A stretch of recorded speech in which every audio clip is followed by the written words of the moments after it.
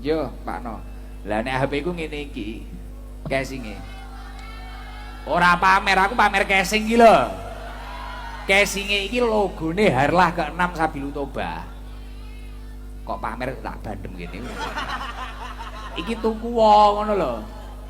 Iki promosi tuku logone Harlah ke-6 kan iki arep Harlah ke-6 tanggal 16 Mei to. Sampai 19. Tuku casing ngene iki badine dingge Harlah ngono lho maksudku. Kok malah pamer? Pamer piye? Alah mbuh